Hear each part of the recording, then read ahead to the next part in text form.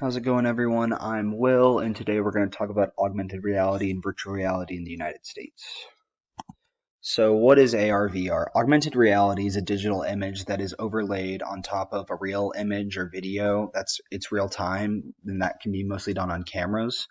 And virtual reality takes it a step further and completely immerses the user in a digital world that's completely separate from the real one.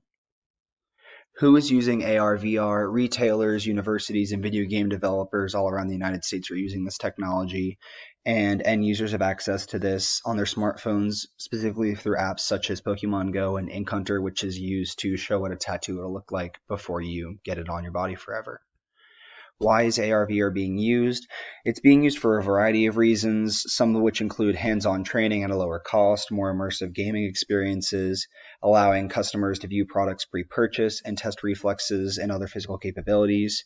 Beyond that, AR/VR can simply be used to simulate an experience like riding a roller coaster.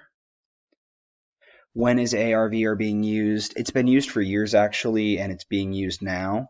This technology has become more widespread recently through smartphones and gaming systems like the Oculus series, and it shows no signs of slowing down. It's slowly integrating itself into a lot of different industries from medical to retail to education. Where is AR/VR being used? It's mostly being used in homes and by end users. Even if a business is developing this, using this, mostly their end users are using it anyway. So a lot of the times you're going to see people doing it on their smartphones and in offices, if anywhere else. How does AR/VR apply to business? So companies such as Target and Amazon use AR/VR to show various products like a couch or a cabinet in homes virtually before you even buy it. It's pretty new, but it's really cool to look at. Lenovo uses AR/VR for technological advancements in classrooms around the world. It is being used currently in the United States for things like Land School and other things, but it's all over the world.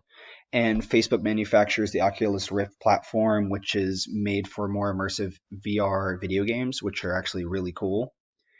And that is it.